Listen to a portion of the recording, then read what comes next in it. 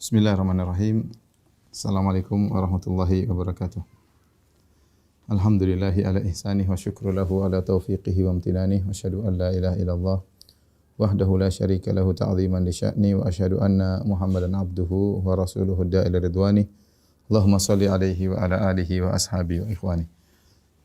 Para pemirsa yang dirahmati Allah Subhanahu wa taala, para ibu-ibu yang dimuliakan oleh Allah Subhanahu wa taala. Pada kesempatan kali ini kita melanjutkan bahasan kita dari tafsir Al-Quran. Kita pada pertemuan lalu telah selesai dari tafsir surat Al-Fatihah. Sekarang kita masuk pada surat kedua, surat Al-Baqarah. Surat Al-Baqarah, ya. Surat Al-Baqarah, ya, memiliki dua nama. Yang pertama surat Al-Baqarah, ya. Surat Al-Baqarah disebut surat Al-Baqarah ya, karena dalam surat Al-Baqarah disebut tentang kisah di mana Bani Israel diperintahkan oleh Allah untuk melalui Nabi Musa alaihissalam untuk menyembelih Al-Baqarah itu sapi, tapi mereka ngeyel dan mereka berusaha menghindar, akhirnya mereka semakin sulit menjalankan perintah tersebut, ya, sehingga kalau kita dengar nama Al-Baqarah mengingatkan kita kepada Bani Israel yang ngeyel, yang tidak langsung patuh ketika diperintahkan oleh Allah melalui Nabi Musa alaihissalam. Dan Nabi sendiri menyebut surat Al-Baqarah dengan nama Al-Baqarah. Seperti dalam sabdanya, man qara'a bil ayataini min akhir suratil Baqarah fi lailatin kafatah. Barang siapa yang baca dua ayat terakhir dari surat Al-Baqarah, ya, maka di suatu malam, maka dua ayat tersebut akan mencukupkannya, itu akan menjaganya, ya. Dua ayat terakhir dari surat Al-Baqarah. Di sini Nabi menamakan surat dengan surat Al-Baqarah.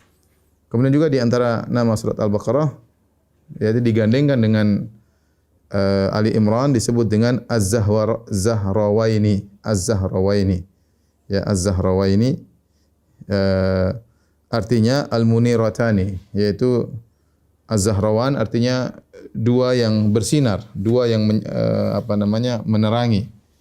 Mufradnya adalah Zahra. Jadi surat disebut dengan surat Az-Zahra, ya. Sebagaimana dalam hadis Abu Umamah Al-Bahili radhiyallahu taala anhu, sami'tu Rasulullah sallallahu alaihi wasallam yaqul, Rasulullah sallallahu bersabda, "Iqra'ul Qur'an." Bacalah Al-Qur'an. Fa innahu ya'ti yaumal qiyamati syafi'an li ashabihi. Sungguhnya Al-Qur'an itu akan datang pada hari kiamat kelak sebagai pemberi syafaat bagi para pembacanya, bagi para pembaca Al-Qur'an, ya. Kemudian Nabi berkata, Iqra'u Az-Zahrawaini. Bacalah Az-Zahrawaini, Al-Baqarah wa surat Ali Imran, ya. Al-Baqarah dan surat Ali Imran. Jadi nama surat Al-Baqarah dua, Al-Baqarah dan juga Az-Zahra, ya. Adapun keutamaan surat Al-Baqarah, ya. Di antaranya surat Al-Baqarah mengusir syaitan dari rumah. Surat Al-Baqarah mengusir syaitan dari rumah. Dari Abu Hurairah radhiyallahu anhu, anna Rasulullah sallallahu alaihi wasallam bersabda, la taj'alu buyutakum maqabir. Janganlah kalian menjadikan rumah kalian seperti kuburan. Inna syaitana yanfiru minal baiti alladhi tuqra'u fi suratul Baqarah. Sungguhnya syaitan lari dari rumah yang dibacakan surat Al-Baqarah. Jadi kalau kita sering baca surat Al-Baqarah di rumah, maka syaitan tidak masuk dalam rumah. Ini menunjukkan keistimewaan surat Al-Baqarah. Hendaknya sering dibaca di rumah. Ya, tentu surat Al-Quran semuanya mulia, tetapi ada keistimewaan surat Al-Baqarah terutama dalam hal untuk menolak syaitan. Kemudian juga surat Al-Baqarah dan Ali Imran dibaca kedua-duanya. Ini juga mendatangkan keutamaan khusus, ya. Dua-duanya disebut dengan Zahrawan, ya. Zahrawan artinya dua penyinar atau dua penerang, ya. Kata Nabi sallallahu alaihi wasallam juga dari hadis Abu Umamah Al-Bahili radhiyallahu anhu, beliau berkata, sami'tu Rasulullah sallallahu alaihi wasallam yaqul, aku mendengar Rasulullah sallallahu alaihi wasallam bersabda, Iqra'ul Qur'an. Fa innahu ya'ti yaumal qiyamati syafi'an li ashabi. Bacalah Al-Qur'an, sungguhnya Al-Qur'an akan datang pada hari kiamat sebagai pemberi syafaat bagi para pembacanya. Iqra'uz Zahrawain. Bacalah Az-Zahrawain. Az-Zahrawan atau Zahrawain adalah dua penerang. Al-Baqarah, surat Al-Baqarah wa surat Ali Imran. Surat Al-Baqarah, surat Ali Imran. Fa innahuma ya'tiyani yaumal qiyamah. Sungguhnya kedua surat ini akan datang pada hari kiamat. Maksudnya amalan bacaan, ya, seorang baca surat Al-Baqarah, kedua yang amal yang dia baca tersebut akan datang pada hari kiamat. Ka'annahuma ghamamatan. Seakan-akan keduanya adalah awan yang menaungi dua awan yang menaungi, au ka'annahuma ghayayatan, ya. Seakan-akan ada sesuatu ya yang menaungi entah awan atau yang lainnya. Au ka'annahuma firqani min tairin sawaf. Atau seakan-akan ada dua kelompok burung yang mengepakkan sayapnya sehingga menaungi orang yang di bawahnya. Tuhajani an ashabihima, dan kedua surat ini akan membela orang yang membacanya pada hari kiamat kelak. Ya. Iqra'u surat Al-Baqarah. Kemudian Nabi mengkhususkan surat Al-Baqarah. Bacalah surat Al-Baqarah. Fa inna akhdaha barakah. Sungguhnya mengambil surat Al-Baqarah, mengamalkan surat Al-Baqarah adalah keberkahan. Wa tarkaha hasrah, dan meninggalkan surat Al-Baqarah adalah penyesalan. Wala yastati'uha al-batalah, dan para tukang sihir tidak mampu untuk menghadapi surat Al-Baqarah, ya. Tidak mampu untuk menghadapi surat Al-Baqarah. Sebagaimana kita sebutkan bahwasanya amal saleh ketika pada hari kiamat terkadang dirubah menjadi sesuatu yang konkret. Kita tahu namanya amal sesuatu yang abstrak, dirubah oleh Allah menjadi sesuatu yang konkret, ya. Di antaranya bacaan surat Al-Baqarah dirubah oleh Allah seperti awan, ya. Amal kita baca surat Al-Baqarah, alif lam mim dzalikal kitabul la raiba fi, dirubah menjadi awan yang akan menaungi seorang pada hari kiamat kelak, atau suatu naungan, ya. Sama seperti seorang tatkala masuk dalam alam barzakh, maka amalnya, kalau dia orang soleh, maka amalnya akan datang dalam bentuk lelaki yang wajah yang harum, wajah tampan. Kemudian penghuni kubur bertanya, "Man anta, siapa engkau?" Maka dia berkata, "Ana amaluka saleh, aku adalah amal solehmu." Jadi yang dimaksud dengan Al-Quran datang bukan surat Al-Baqarahnya, bukan Ali Imrannya, tapi bacaan kita, amal kita tatkala kita membaca surat Al-Baqarah dan surat Al-Imran, karena kita tahu Al-Quran bukanlah makhluk, tetapi bacaan kita, yang amal soleh kita itu yang berubah menjadi awan atau naungan yang menaungi kita. Surat Al-Baqarah adalah surat yang diagungkan oleh para sahabat, ya, terutama orang yang baca surat Al-Baqarah dan Al-Imran, ya. An Anas radhiyallahu anhu, dari Anas radhiyallahu anhu, beliau berkata, "Kana ar-rajulu idza qara'a al-Baqarata wa ala Imran jadda fina ay azum." Sungguhnya kalau seorang di antara kami, ya, sudah membaca atau menghafal Al-Baqarah dan Al-Imran dan bisa baca Al-Baqarah dan Al-Imran, maka agung di sisi kami. Ya, yu'addu fina aziman, dianggap seorang yang mulia. Ya. Wa fi ukhra, dalam riwayat yang lain, udda fina dza sya'nin.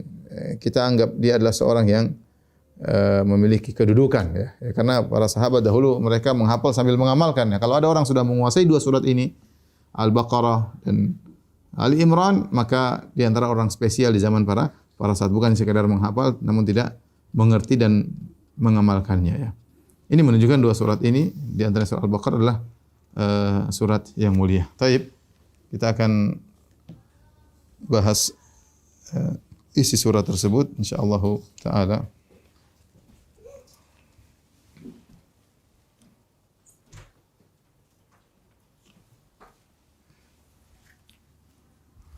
Kata Allah Subhanahu wa taala, ya. Alif lam mim. Dzalikal kitabu la raiba fihi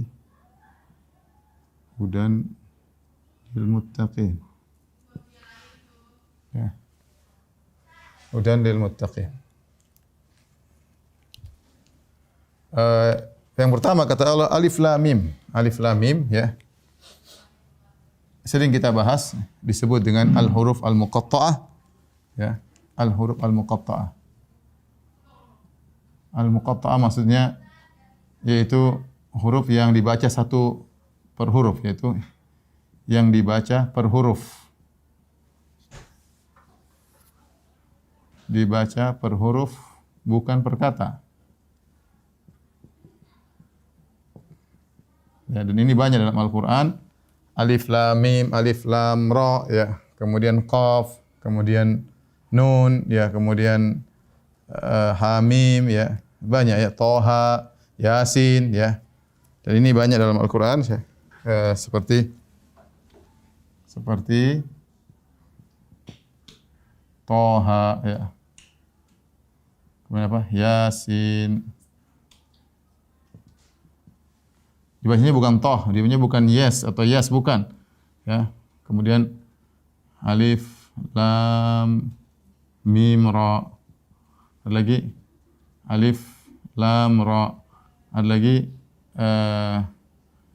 apa namanya, nun. Ada lagi qaf. Ada lagi sad, ya, hamim, dan banyak dan lain-lain, ya.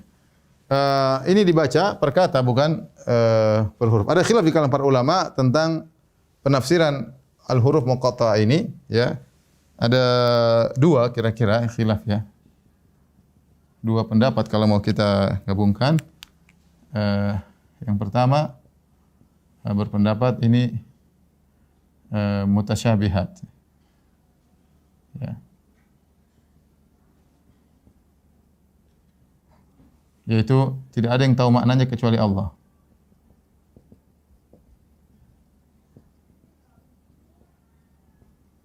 Kecuali Allah. Ini pendapat sebagian salaf. Ya. Pendapat yang kedua, ya,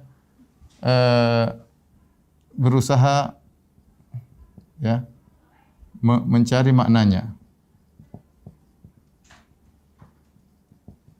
Mencari maknanya. Dan di sini juga ada dua metode, ya. Ada yang mengatakan masing-masing huruf ya mengandung makna,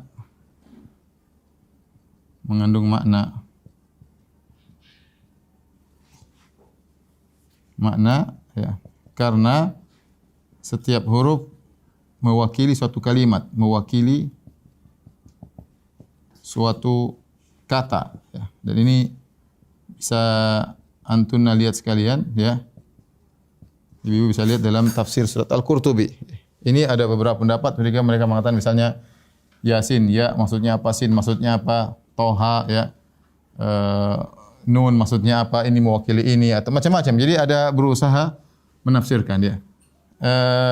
Ini juga ada beberapa metode, tapi pendapat yang terkuat, ini pendapat yang terkuat adalah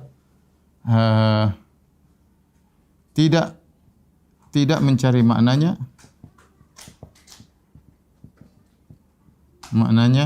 tetapi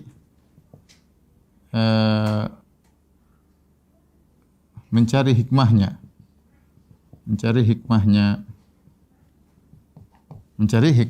ya. Mencari hikmahnya. Kata mereka bahwasanya, ini pendapat yang paling kuat, huruf-huruf tersebut tidak bisa ditafsirkan.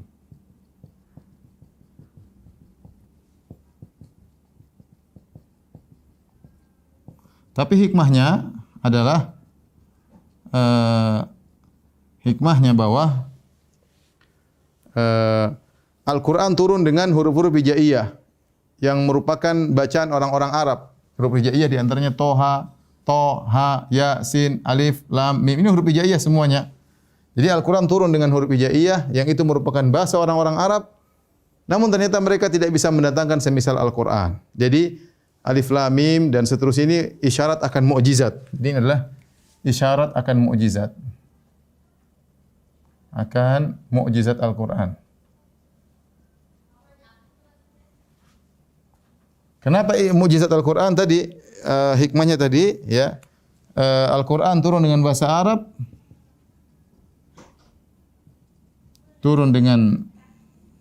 Arab, yang terdiri dari huruf hijaiyah yang diucapkan oleh orang Quraisy, oleh orang-orang Quraisy, orang-orang Arab. Namun mereka tidak bisa mendatangkan semisal Al-Quran.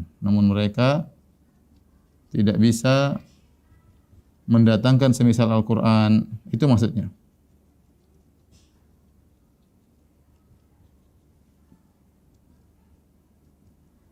Sehingga Al-Quran ini adalah mukjizat, ya. Ini Al-Quran adalah mukjizat. Taib.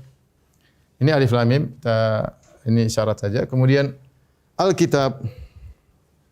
Zalika Alkitab. Zalika adalah kata isyarat yang menunjukkan jauh, ya.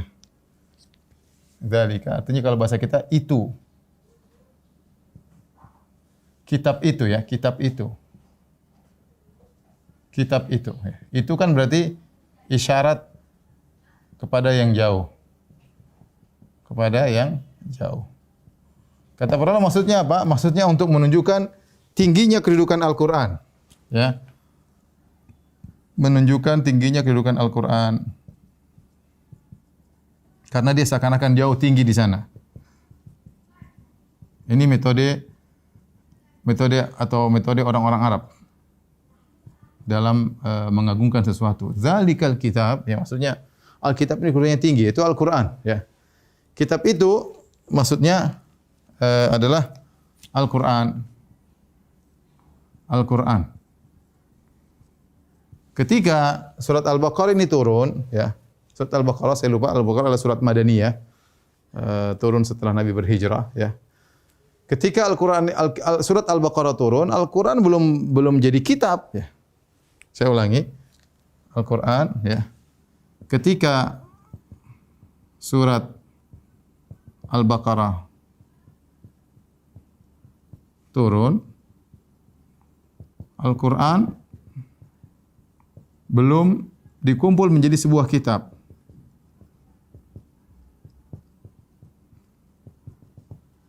Sebuah kitab seperti sekarang, tapi baru masih berupa lembaran-lembaran.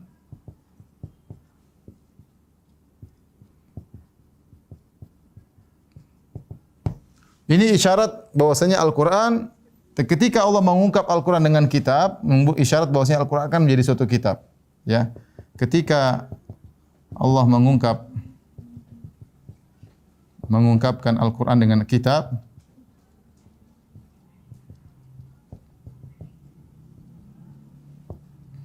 sebagai isyarat bahwa Al-Qur'an akan suatu saat menjadi sebuah kitab, sebuah buku. Bahwa Al-Qur'an suatu saat akan menjadi sebuah buku. Sebuah buku yaitu yang dibukukan, yang dilakukan oleh Abu Bakar, kemudian di zaman Utsman, ya. Taib. Ini zalikal kitab la raiba fihi. Zalikal kitab la raiba fihi. Raib adalah keraguan, artinya keraguan. Atau di dalam bahasa Arab disebut syak. Asalnya namanya raib, sebagian penjelasan Ibnu Asyur bahwasanya raib artinya ittirab dan qalaq, itu kegelisahan. Kegelisahan, ya, karena kalau orang ragu maka menimbulkan kegelisahan dan kegoncangan dalam hati, ya. Asal kata raib artinya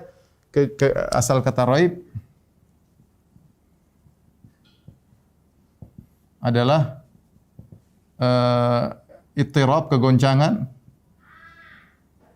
dan kegelisahan dalam hati, ya.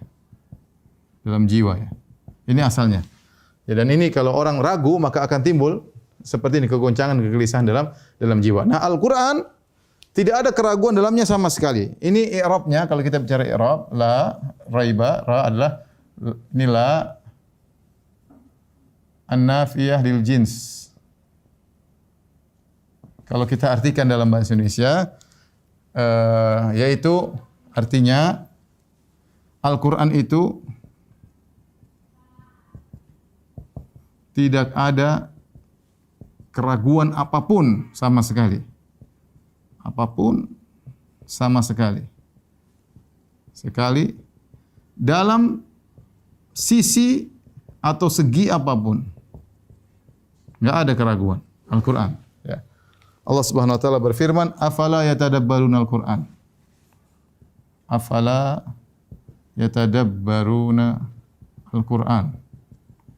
Walau kana min indil ghairillahi lawajadu fi ikhtilafan katsira.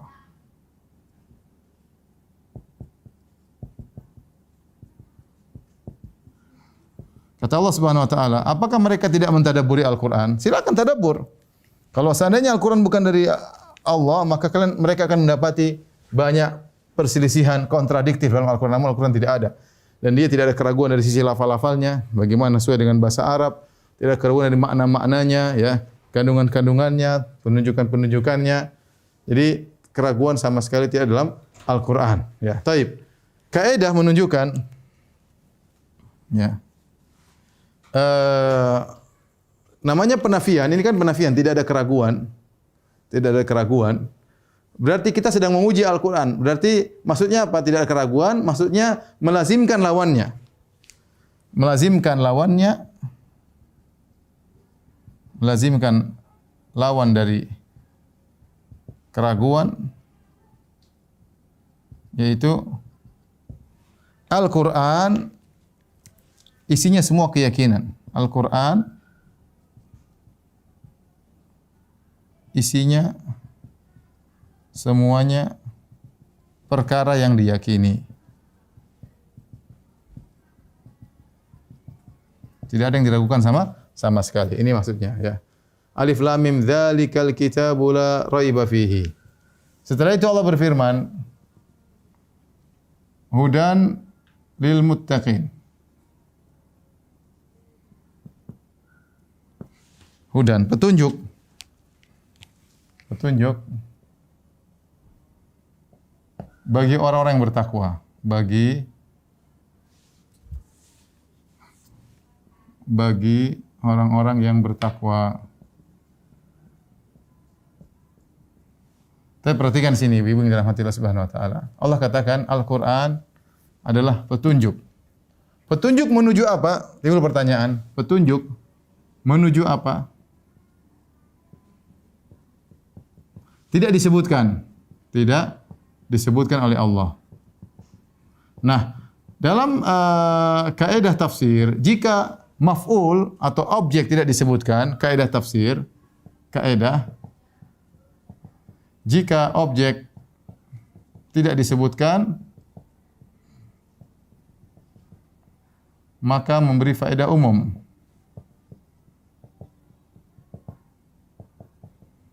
Faedah keumuman. Jadi Al-Quran maksudnya, Al-Quran memberi petunjuk kepada segala kebaikan. Maksudnya Al-Quran memberi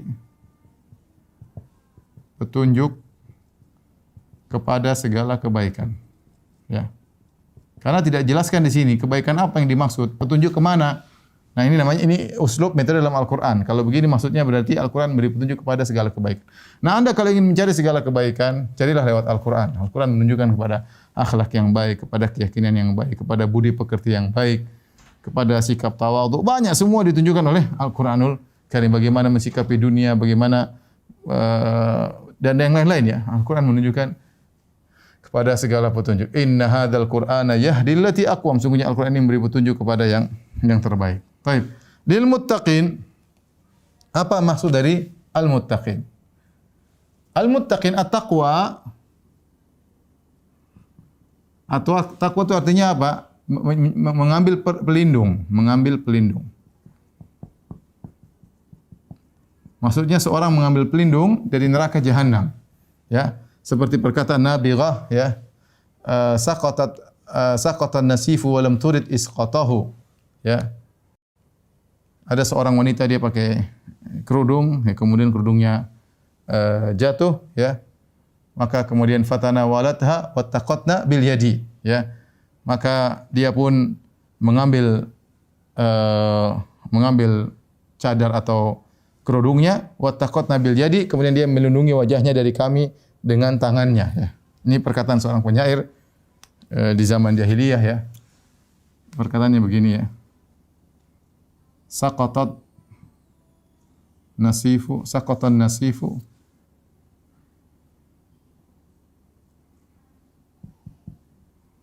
walam turid isqatahu. Ya. Fatanawalathu wattaqatna bil yadi. Artinya, saya ulangi, khimarnya atau cadarnya jatuh dan wanita tersebut tidak ingin khimarnya jatuh. Fatanawalathu, maka dia ambil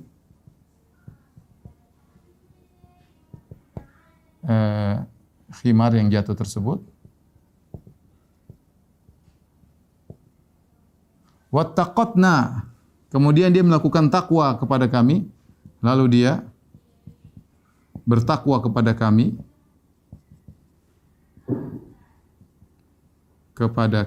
dengan tangannya. Apa maksudnya dia bertakwa kepada kami? Maksudnya dia menutupi wajahnya dengan tangan satunya. Maksudnya dia menutupi, yaitu melindungi wajahnya agar tidak kelihatan. Agar tidak dilihat kami. Ini maksud saya secara bahasa takwa demikian. Makanya Nabi SAW mengatakan, wattaqun nara walau bi syaqqi tamrah. Wattaqun nar, jadikanlah pelindung antara kalian dengan neraka jahanam meskipun dengan sepenggal korma. Artinya Rasulullah menyuruh kita bersedekah. Seandainya kita enggak punya harta banyak, harta cuma sedikit, kata Nabi, buatlah ketakwaan, yaitu jadilah pelindung antara engkau dengan neraka meskipun dengan bersedekah sepenggal korma. Jadi takwa secara bahasa artinya seorang berusaha melakukan sebab-sebab untuk melindungi dari neraka jahanam. Ini tadi secara bahasa. Adapun secara istilah, takwa adalah yaitu melakukan sebab-sebab yang bisa melindungi dari azab neraka.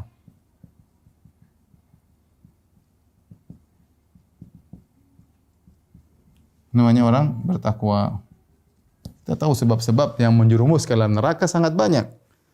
Demikian pula sebab-sebab yang bisa menghalangi dari neraka jahanam juga sangat banyak. Nah, seorang berusaha mengkondisikan dirinya agar terhindarkan dari azab neraka jahanam.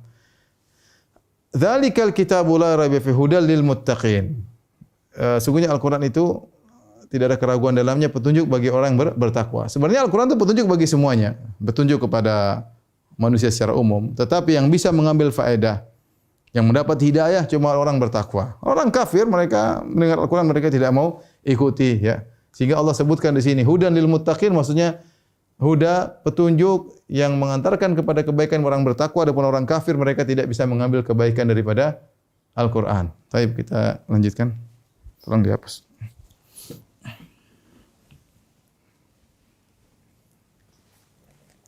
Saya akan bacakan definisi takwa menurut sebagian ulama, ya. Contoh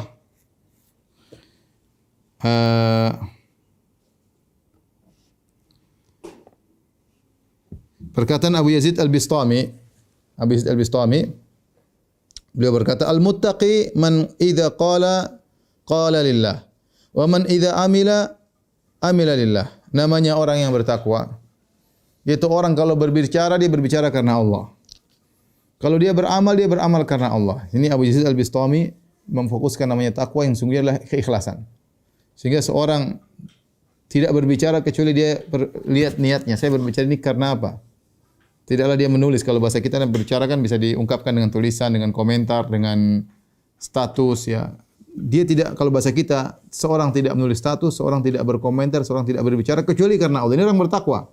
Bahkan dia berbicara dengan anaknya karena Allah, dia berbicara dengan istrinya karena Allah, dia berbicara kepada orang tuanya karena Allah. Semua ucapannya dia ucapkan karena Allah Subhanahu wa taala. Sisi ucapan. Ini tidak banyak daripada kita tatkala kita berbicara asal ngomong, kita tidak memperhatikan niat kita. Nah, kalau kita ingin mengambil penghalang antara kita dan neraka jahanam, mulailah melatih diri kita tidak berbicara kecuali karena Allah. Dan ini berat. Ini teori ya, tapi prakteknya yang berat ya. Tidak berbicara kecuali karena, tidak menulis kecuali karena Allah, tidak komentar kecuali karena Allah, ya. Niatkan karena itulah orang bertakwa. Wa idza amila lillah. Man idza amila lillah. Yaitu orang yang jika dia beramal karena Allah, ya, beramal karena Allah, bukan karena apa-apa. Oleh karena disebutkan kepada seorang salaf, ditanyakan kepada dia, "Ala tahdhurul janazah? Tidakkah kau hadir melayati janazah?" Kata dia, "Sebentar, hatta uhdhiran niyyah." Sampai saya hadirkan niatku dulu dalam jiwaku bahwasanya saya ini menghadiri jenazah karena Allah, bukan karena enggak enak sama orang, bukan karena supaya dipuji, enggak, tapi saya menghadiri karena Allah Subhanahu wa taala. Demikian juga Abu Sulaiman Ad-Darani, dia berkata al-muttaqun alladzina nazza Allahu an qulubihim hubbas syahwat. Ya, ini berat ya. Orang yang bertakwa ya adalah orang-orang yang Allah cabut dalam hati mereka ya kecintaan terhadap syahwat ya.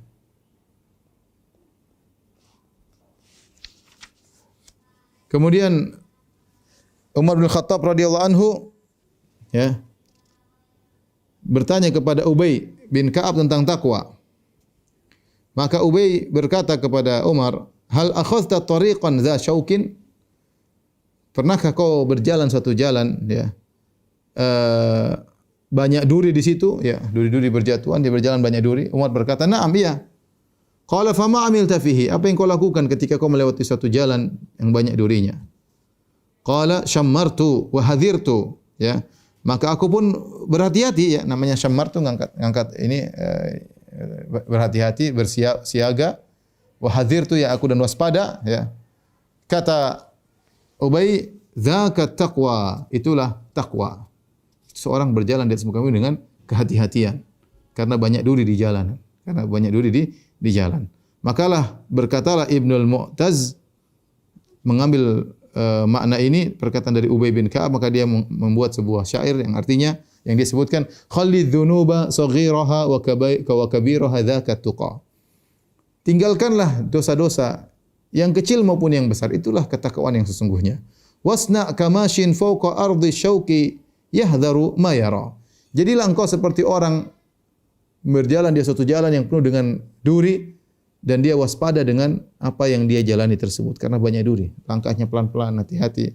La tahqiranna saghiratan innal jibala minal hasa. Jangan pernah kau meremehkan dosa kecil. Ya, sungguhnya ingat gunung itu asalnya dari kumpulan kerikil-kerikil ya. Seorang meremehkan dosa kecil akhirnya menjadi tumpukan. Dan kita sekarang sering terjerumus dalam hal ini. Hal-hal dosa-dosa yang kita anggap ringan ya, padahal besar kadang-kadang. Kita gibah dengan seenaknya, kita mengumbar pandangan seenaknya, kita mendengar seenaknya, kita komentar seenaknya. Seorang waspada akan hal inilah ketakwaan. Ketakwaan adalah berusaha mengambil penghalang antara kita dengan neraka jahanam. Kita lanjutkan ayat berikutnya.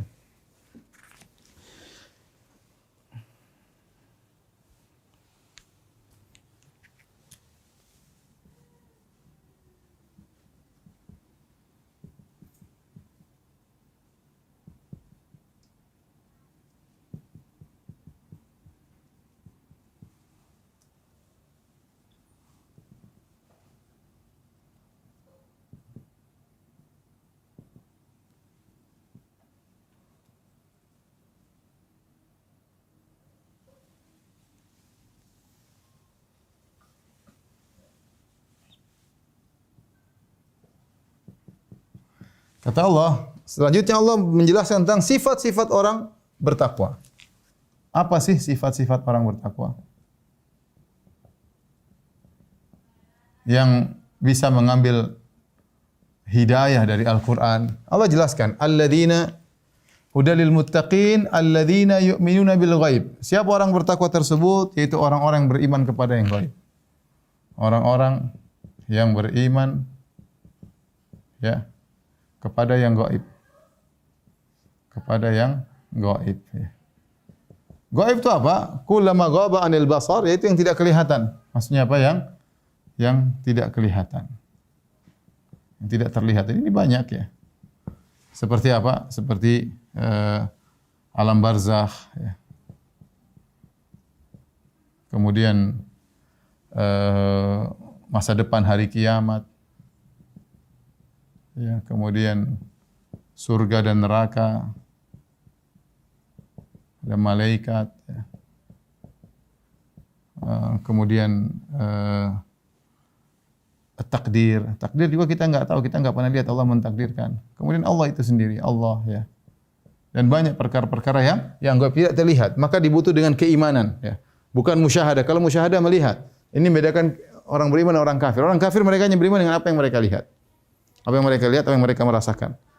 Adapun kita ini hal-hal yang tidak dilihat ya. ya. Tetapi kita beriman, menunjukkan level yang tinggi, beriman kepada hal yang meskipun tidak dilihat, ya. Karena bukti-bukti menunjukkan Allah, misalnya Allah tidak dilihat, tapi kita tahu Allah ada buktinya banyak sekali.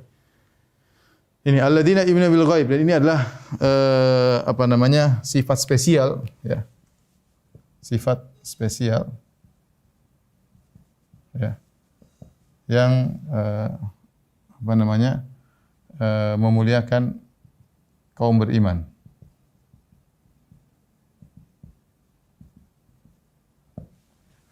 Wa yuqimunas salat, dan mendirikan salat.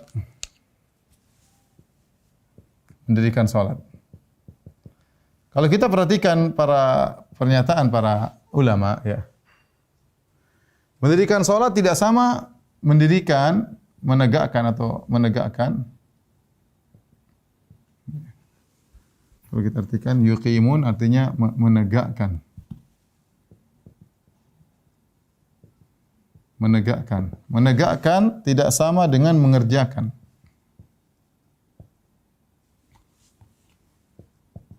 Yang dituntut oleh Allah Subhanahu wa taala adalah menegakkan salat. Menegakkan melazimkan seorang salat dengan baik, berusaha menyempurnakan rukun-rukunnya, sunnah-sunnahnya. Tidak asal penting lepas tanggung jawab. Enggak, seorang berusaha salat dengan sebaik-baiknya, khusyuk ketika dia salat, menghadirkan dalam dirinya bahwasanya Allah sedang mengawasinya, berusaha memahami apa yang dia baca, berusaha memahami konsentrasi dengan kandungan-kandungan makna apa yang dia baca. Ini. Jadi dia benar-benar menegakkan salat. Salat inilah yang akhirnya mengantarkan kepada inna salata tanha 'anil fahsya'i wal munkar. Salat yang ditegakkan itu mengantarkan kepada pencegahan terhadap kebaikan, terhadap kemungkaran dan perbuatan keji. Jadi bukan hanya sekedar mengerjakan, tapi menegakkan. Kata Allah Subhanahu wa taala, "Wa mimma razaqnahum yunfiqun." Dan dari apa yang kami rizkikan kepadanya, beri rizki kepada mereka, mereka infakkan.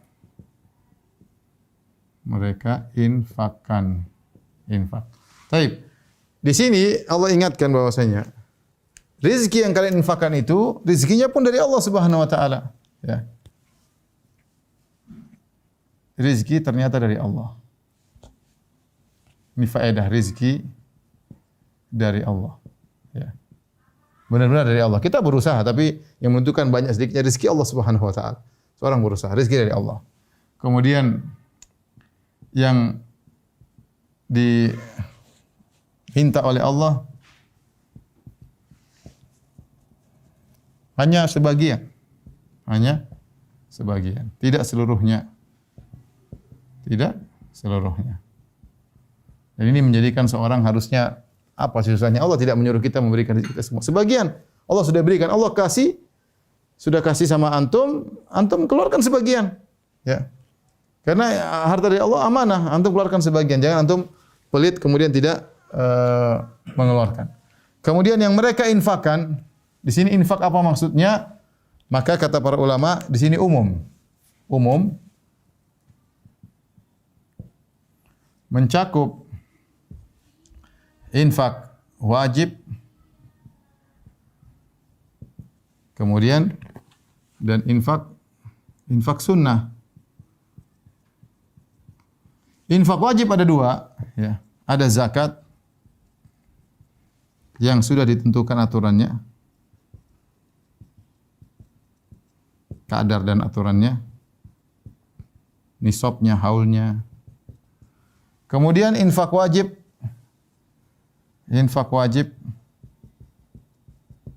seperti kepada keluarga, orang tua, dan lain-lain. Kerabat mungkin yang ditanggung di bawah tanggungannya, yang miskin dan yang lainnya. Nah, kalau ini tidak ditentukan kadarnya,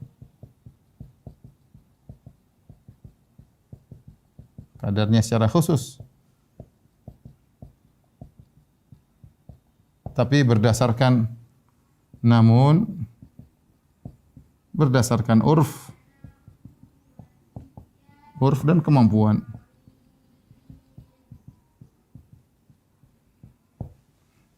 Adapun infak sunnah maka ya bebas ya.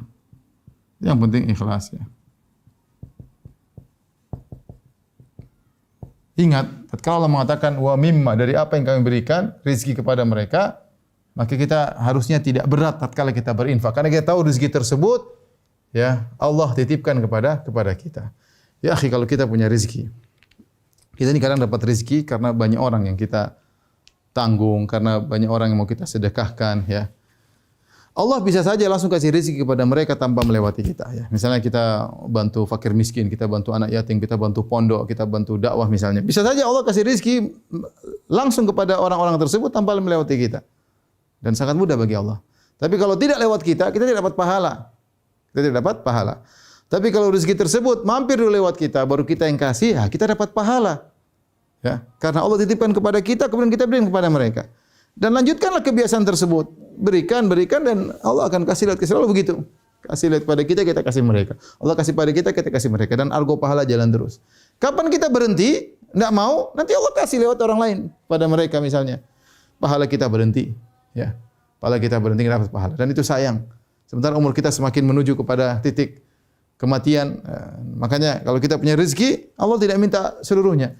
Wa mimma razaqnahum yunfiqun. Maka berilah rezeki sedekahkan sebagian dari apa yang Allah berikan kepada mereka ya.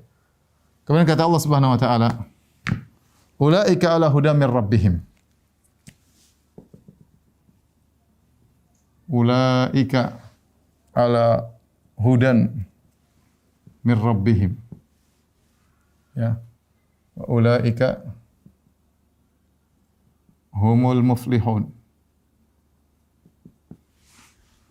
Mereka itulah orang-orang di atas petunjuk dari mereka. Mereka itulah orang-orang yang berada di atas petunjuk dari Rabb mereka.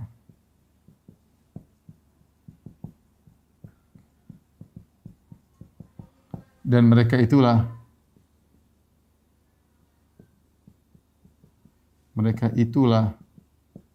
orang-orang yang beruntung, yang falah, yang meraih falah. Falah itu kalau sering kita terjemahkan apa? Beruntung. Ya.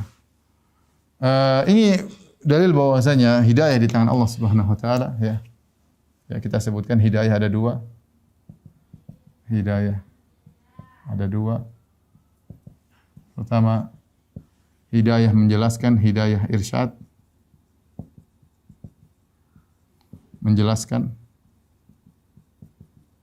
Yang kedua, hidayah taufik.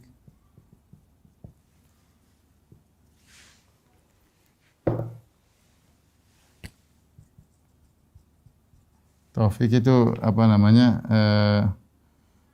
Untuk menjalankan, mengamalkan.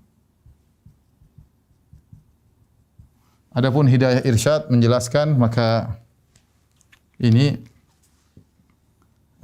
para ulama, para nabi, para dai ya bisa menjelaskan. Menjelaskan kepada orang beriman, pada orang kafir. Tetapi yang bisa memberi hidayah taufik hanyalah Allah Subhanahu wa taala. Ya. Yang bisa membuka hati untuk mengamalkan hanyalah Allah Subhanahu wa taala. Yang bisa membuka hati untuk mengamalkan hanyalah Allah.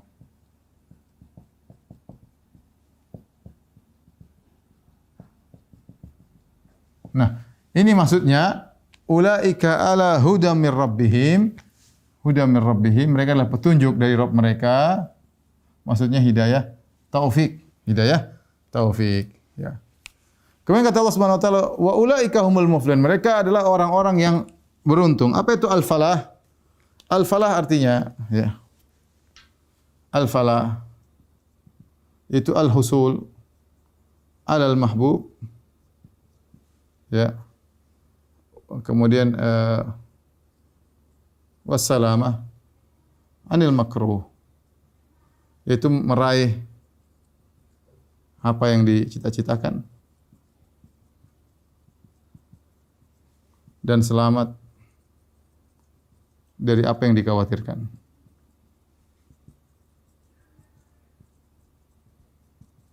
Maksudnya apa? Maksudnya adalah masuk surga. Ya. Inilah keberuntungan yang sesungguhnya. Kata Allah Subhanahu wa taala, "Man zuzi'a 'anil nar wa udkhilal jannata faqad faz." Barang siapa yang diselamatkan dari neraka jahanam dan masuk surga, maka dia sungguh telah beruntung. Ya. Baik, kita lanjutkan habis ini. Tolong dihapus.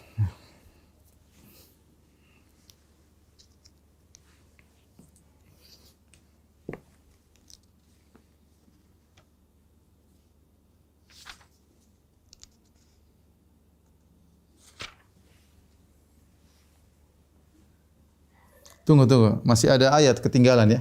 Nanti habis ini ya, masih ada ayat ketinggalan. Habis ini kita lanjutkan insyaallah.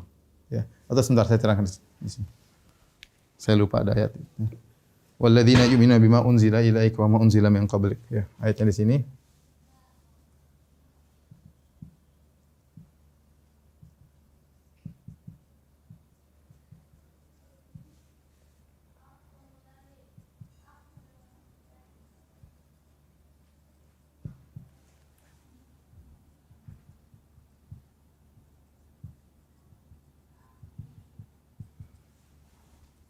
Baik, sebelum ayat ini ya. Ini ayat ke sini ya. Maaf, ada yang ketinggalan tadi. Kita tulis nomor ayatnya.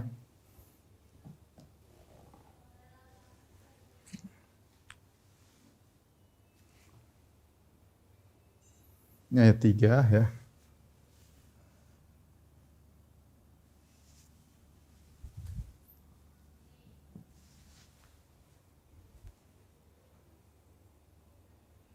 Kemudian ayat 4. Baru ayat kelima ya. Taib, di antara sifat-sifat orang beriman, walladzina yu'minuna bima unzila ilaika, yaitu orang-orang yang beriman kepada apa yang diturunkan kepadamu ya. Orang-orang yang beriman kepada yang diturunkan kepadamu.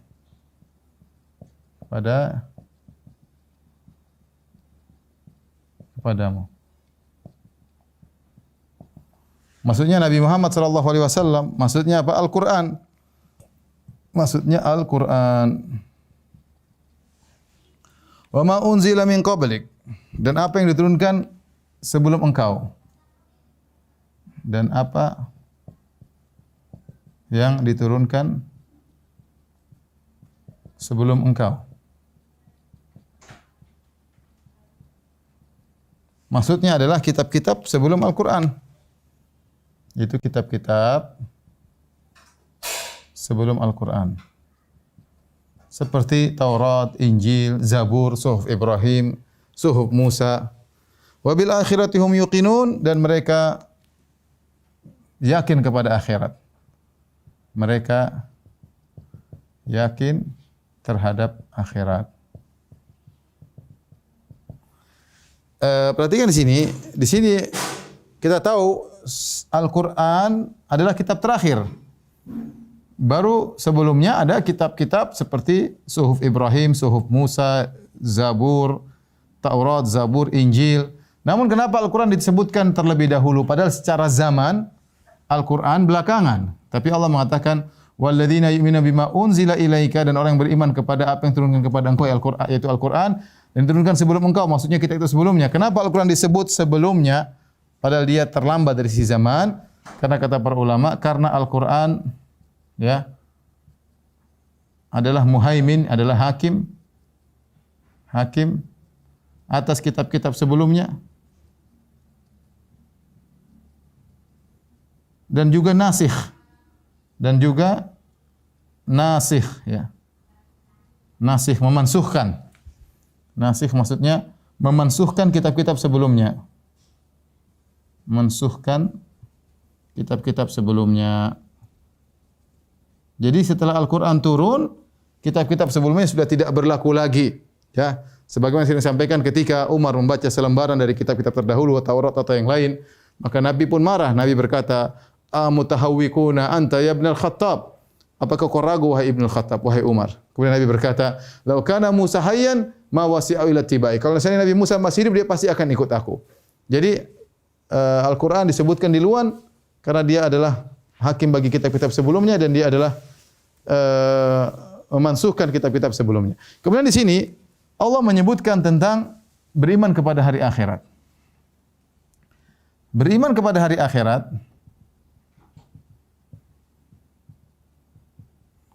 termasuk iman kepada gaib.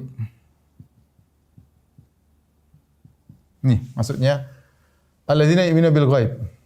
Sudah termasuk iman terhadap akhirat. Tetapi kenapa disebutkan secara sendirian setelah Allah menyebutkan ini semua, kemudian walladzina yu'minuna bil ghaibi wa yuqimuna sholata wa mimma razaqnahum yunfiqun walladzina yu'minuna bima unzila ilaika wa ma unzila min qablik wa bil akhirati hum yuqinun. Kenapa diulang lagi padahal dia termasuk dari iman bil ghaib? Kata para ulama karena pengaruh iman kepada hari akhirat sangat besar.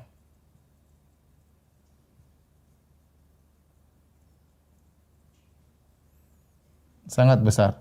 Beriman kepada akhirat itulah yang menjadikan seorang semangat untuk beramal soleh dan seorang menjauhkan diri dari kemaksiatan. Kalau imannya kepada akhirat lemah, maka tentunya dia malas untuk beribadah dan dia berani menerjang larangan-larangan Allah Subhanahu wa taala. Baru kemudian Allah sebutkan ulaika ala hudam mir rabbihim wa ulaika al muflihun. Mereka itulah orang-orang yang di atas petunjuk Allah dan mereka orang-orang yang beruntung, ya. Inilah ciri-ciri orang bertakwa. Kalau kita mau kasih judul, ciri-ciri orang bertakwa. Ya. Ada 1, 2, 3, ya. 4, 5, ya. Ini ciri-ciri orang bertakwa. Kita lanjutkan sedikit lagi insyaallah.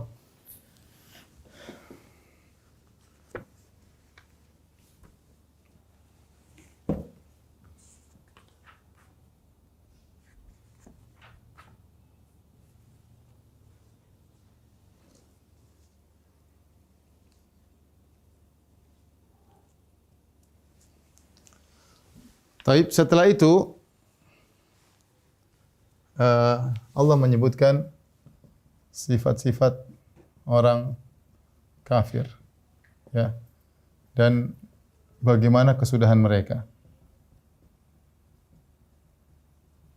Ini adalah metode Al-Qur'an. Al-Qur'an berisi targhib dan tarhib. Ya, saya ulangi.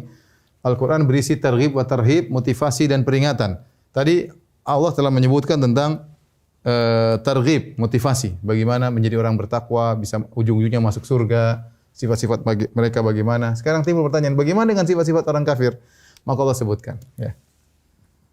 Innal ladzina kafaru sawa'un 'alaihim anzartahum am lam tunzirhum,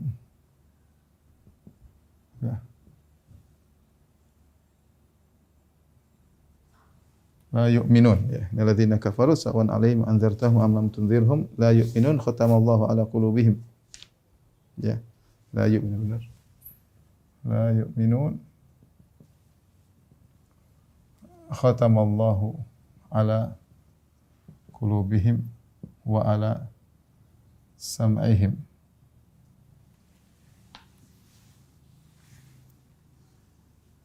wa ala absarihim ghishawatun wa lahum adzabun azim. Ya.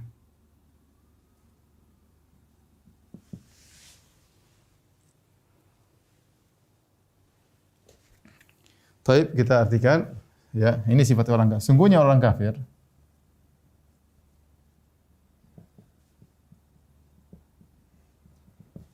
sawa'un alaihim, sama saja bagi mereka.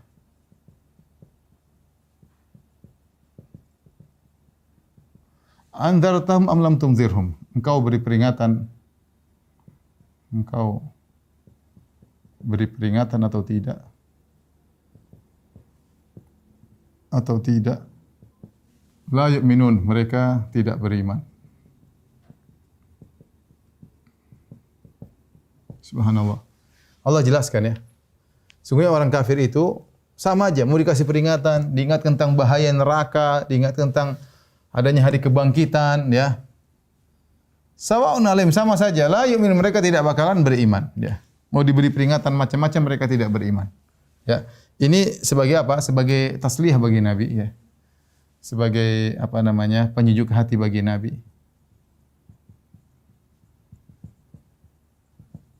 Nabi SAW yang sangat sedih ketika kaumnya tidak beriman.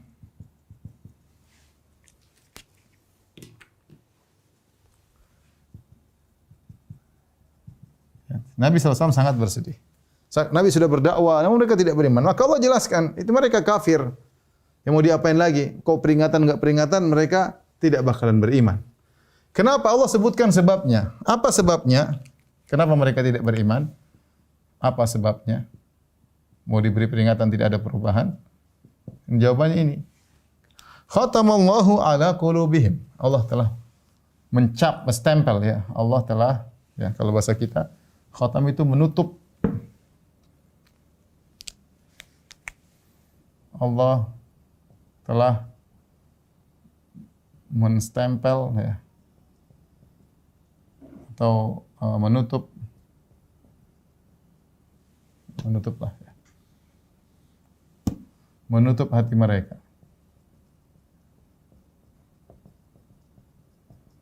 Kemudian wa ala sam'ihim, menutup pendengaran mereka.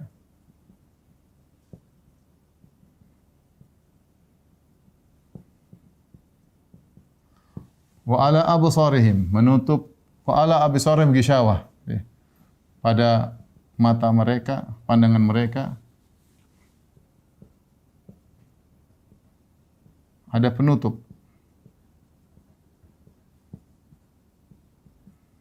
Bagi mereka azab yang pedih, bagi mereka azab yang besar, yang dahsyat. Tapi inilah sebabnya ternyata Allah telah menutup hati mereka ya. Khatam ya, khatam. Khatam itu kalau kita apa namanya? Bahasa Arabnya penutup ya.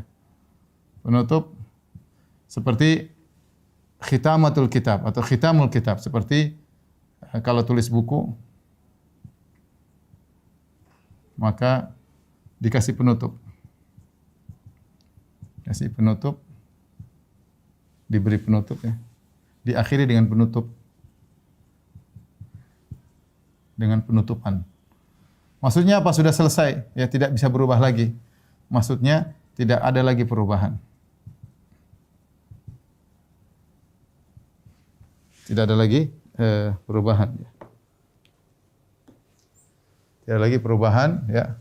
Artinya, makanya mau dikasih nasihat atau tidak, sudah ditutup hati mereka oleh Allah Subhanahu wa taala. Tidak ada lagi perubahan. Makanya kadang kita heran kalau kita misalnya dalailut tauhid, tentang dalil yang menunjukkan akan adanya tauhid sangat banyak ya. Tapi kalau orang sudah ditutup hatinya oleh Allah ya, mau diapain? Mereka melakukan kesyirikan, mau dinasihati, mereka tidak peduli ya.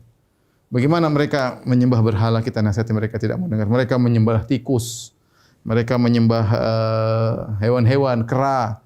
Ya, dikasih tahu mereka tidak mendengar ya. Mereka menyembah nabi ya, Nabi Isa mereka sembah. Mau kita kasih tahu enggak mau dengar. Manusia makan dan minum, buang hajat, lapar, takut, dan yang lainnya, masa Tuhan? Mereka tidak mendengar. Makanya kita bilang, sudah itu, Allah sudah tutup hati mereka.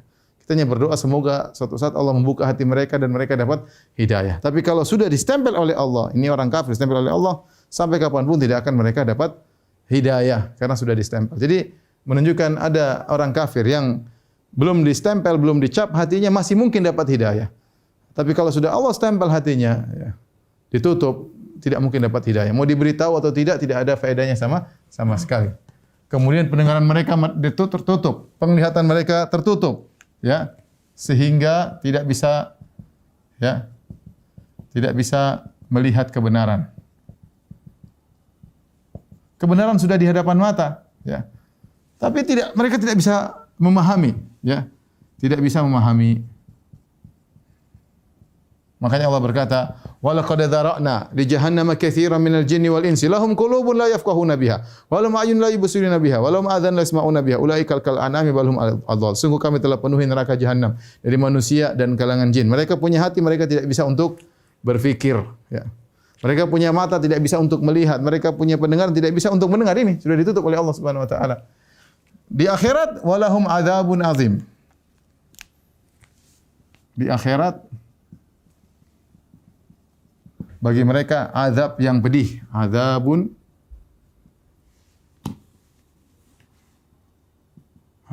azim. Azab di sini kata para ulama azabun dia nakirah tankir litafkhim, yaitu nakirah atau tankir untuk apa? Jadi tanwin, maksudnya tanwin. Ini dalam metode bahasa Arab tujuannya untuk ta'zim, at-ta'zim. Maksudnya ini azab bukan azab sembarangan. Maksudnya azabnya luar biasa. Azabnya luar biasa. Secara kualitas dan kuantiti. Dan kuantitas, ya. Yang tahu hanyalah Allah. Yang tahu hanyalah Allah. Kemudian Allah katakan lagi azim, dahsyat. Ini artinya dahsyat.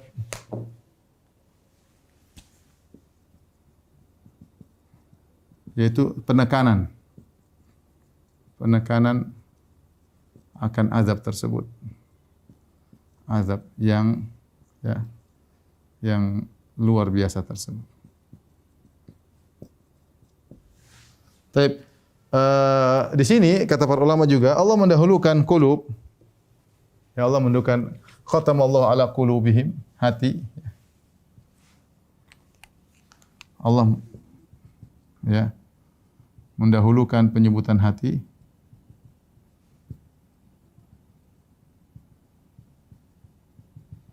Karena hati yang paling utama, hati yang sangat penting disebut dengan malikul a'dha, yaitu raja daripada anggota-anggota tubuh yang lainnya. Hati ini yang jadi hati mereka tertutup, akhirnya sarana-sarana untuk bisa berfikir tertutup, pendengaran tertutup, penglihatan tertutup, hati sudah tertutup terlebih dahulu. Jadi hati ini pengaruhnya luar biasa. Makanya kata Nabi sallallahu alaihi wasallam, inna fil jasadi mudghah, idza shalat shalat jasadu kullu. Dalam hati ada, dalam dada ada segumpal daging. Kalau baik baik seluruhnya, kalau buruk buruk seluruhnya adalah hati. Ya. Namun meskipun hati adalah pemimpin para anggota tubuh, tetapi kalau raja dari rakyat, yang anggota tubuh adalah rakyatnya, tapi rakyat punya pengaruh terhadap rajanya, punya pengaruh juga. Makanya kata Nabi sallallahu alaihi wasallam, innal abda idza akhta khati'atan nukitat fi qalbi nuqtatan sauda.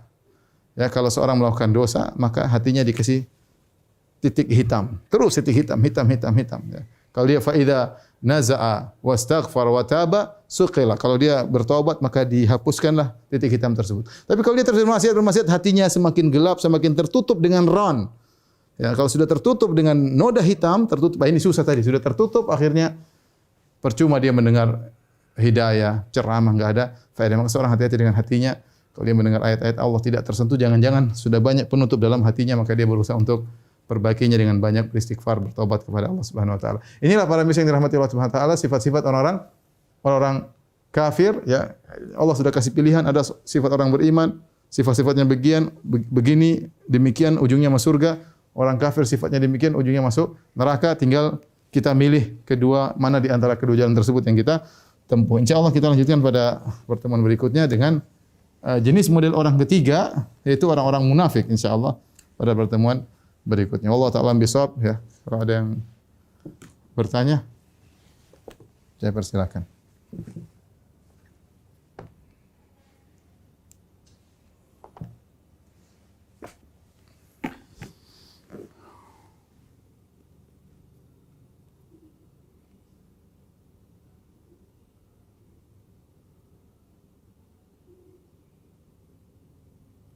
Ustaz, membaca surat Al-Baqarah seluruhnya atau beberapa ayat sudah mencukupi supaya rumah tidak dimasuki jin. Walam bisawab, Rasulullah mengatakan barang saya membaca surat Al-Baqarah, ya, surat Al-Baqarah, ya, Rasulullah tidak menjelaskan apakah semuanya ataukah sebagiannya ya. Tetapi apa namanya? Seorang berusaha untuk baca seluruhnya ya. Seorang berusaha untuk baca seluruhnya. Kalau tidak mampu dia baca seluruhnya, ya paling tidak dia baca dua ayat yang terakhir yang tadi Nabi mengatakan barang siapa baca dua ayat terakhir dari dalam satu malam kafatah maka akan menjaga dia. Ini paling tidak ya. Tapi kalau kita ingin rumah kita terjaga bukan cuma diri kita, seluruh rumah dijaga, maka kita baca surat Al-Baqarah. Ya sebisanya ya. Sebisanya karena Nabi tidak mengatakan harus seluruhnya, tetapi semakin banyak kita baca tentu semakin baik. Ini menunjukkan kita harus punya perhatian terhadap surat Al-Baqarah. Ustaz, apakah sebelum melakukan suatu amal kita harus berdiam sejenak untuk berniat? Kalau bisa demikian maka baik ya. Seorang tidak ya bisa jadi dia sambil bergerak dia bisa memperbaiki dirinya ya. Tapi dia artinya para ulama mengatakan namanya ikhlas itu harus selalu dicek-cek ya. Ya harus dicek. Kita renung sedikit saja kita membicara nih. Pokoknya kita niatkan karena Allah meskipun cuma sekejap. Ya dan itu penting ya. Kita mau bicara nih ya, bicara di hadapan orang. Niatnya karena apa ini? Ingin disebut pembicaraan yang bagus, dipuji karena kita pandai berorasi. Allah Maha tahu ya. Jadi kita namanya muttaqi ya, man qala lillah wa man amila lillah. Wa idza qala lillah wa idza amila lillah. Muttaqi orang bertakwa orang yang bicara karena Allah kemudian bertindak juga karena Allah. Tidak apa-apa kita sejenak untuk bisa memperbaiki niat. Tapi kalau kita sudah merasa alhamdulillah niat kita lancar ya tidak apa-apa, jalan terus aja. Tapi sesekali kita perlu demikian. Ada amalan yang kita ragu. Jadi kalau biasanya kalau kita baca Quran di rumah, sholat, nggak perlu kita diam. Ini paling cuma dalam hati kemudian sholat, ya, karena insya Allah kita ikhlas nggak ada yang lihat. Tapi ada amalan-amalan yang kita butuh diam sejenak. Ya. Ini saya lakukan karena apa ini? Saya bicara karena apa? Karena Allah atau karena ingin diakui atau yang lainnya? Ustaz, mohon dijelaskan perbedaan infak dan sedekah. Infak dan sedekah sebenarnya adalah perkataan yang umum. Infak lebih umum ya. Kalau sedekah biasanya jadi infak itu ada infak itu umum. Nanti ada di bawah infak itu macam-macam. Ada namanya zakat, ada namanya hadiah, ada namanya sedekah ya. Tapi infak ini umum. Jadi semua yang dikeluarkan oleh seorang disebut dengan infak ya. Nanti apa bedanya? Sedekah sama, ada sedekah wajib, ada sedekah sunnah ya. Sedekah ya infak ya. Tapi di antara infak adalah hibah, pemberian ya. Pemberian. Nanti apa bedanya hadiah? Hadiah bedanya dengan sedekah.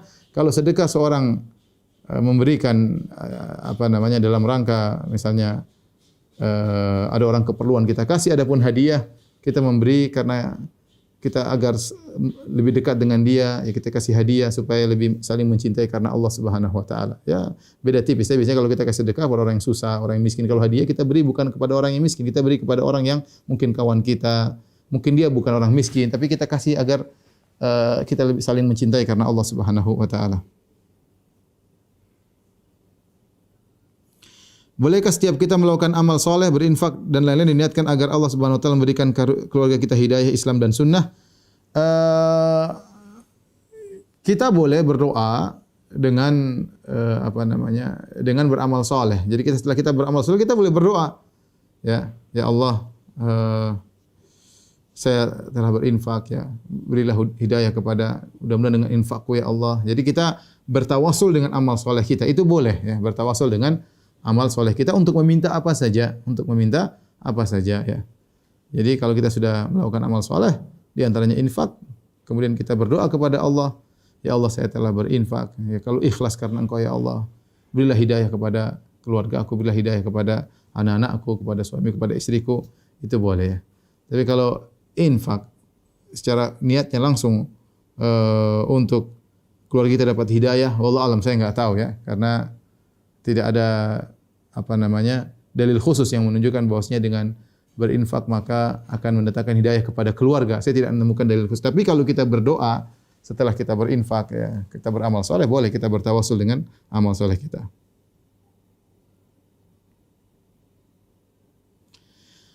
Ustaz, bagaimana ciri ayat yang sudah dimansuh? Nanti ada beberapa ayat yang pernah dibaca kemudian dimansuhkan ya, seperti ayat berkaitan dengan zina, ayat berkaitan dengan menyusui ya. Nanti kita akan bahas ya pada ayat-ayat selanjutnya tentang manansakh min ayatin. Jadi tidak ada satu ayat pun yang kami mansuhkan kecuali begini dan begini. Pada belakangan nanti ya, surat Al-Baqarah ayat kesekian ya. Kadang kita melakukan suatu amalan dengan spontan, misal memberi salam, menolong seorang yang membutuhkan pertolongan, menyingkirkan sesuatu yang mengganggu dari jalan. Ini biasanya dilakukan dengan spontan tanpa niat. Apakah amalan ini diterima oleh Allah? Insya Allah ya. Jadi begini, insya Allah kalau kita terbiasa ikhlas, begitu kita spontan, insya Allah kita masih berada pada keikhlasan kita yang sebelumnya, karena sudah terbawa ikhlas tersebut. Tapi ada amalan-amalan yang memang kita butuh, kayaknya niat kita goyang nih. Ini kita butuh diam sebentar untuk memperbaiki niat kita. Tapi kalau kita sudah dasarnya orang sudah terbiasa ikhlas, maka insya Allah dia nggak perlu berhenti sebentar pun, dia spontanitas insya Allah Allah terima ya. Tapi kalau ada keraguan dalam hatinya, saya ikhlas atau tidak, hendaknya dia perbaiki niatnya. Bahkan ketika dia sudah terlanjur melakukan kegiatan, kemudian timbul dalam hatinya macam-macam, dia perbaiki niatnya sambil dia beraktivitas, dia connecting dengan niatnya sebentar aja. Ya. Dia perbaiki sebentar aja, meskipun hanya sekejap. Ya Allah, karena Engkau ya Allah. Kemudian lanjutkan. Ustaz, apa benar jika kita membaca seluruh surat Al-Baqarah dari ayat 1 sampai 286 maka kita bisa mendapatkan diri dari sihir dan santet? Iya, tadi kata Allah Subhanahu wa taala, kata Nabi sallallahu alaihi wasallam, fa innahu la yastati'uhal batalah. Sesungguhnya surat Al-Baqarah itu tidak mampu dihadapi oleh para penyihir. Bagi orang yang terbiasa membaca surat Al-Baqarah, insyaallah dilindungi oleh Allah Subhanahu wa taala dari santet dan sihir dan semacamnya. Tapi demikian saja para pemirsa, kepada ibu-ibu Majelis Taklim Al-Ittiba, kajian kita tafsir pada kesempatan kali ini. Insyaallah kita lanjutkan pada kesempatan yang lain. Kurang lebihnya saya mohon maaf. Wabillahi taufiq wal hidayah. Assalamualaikum warahmatullahi wabarakatuh. Ayo segera download Quran Tadabbur, tafsir dalam genggaman Anda.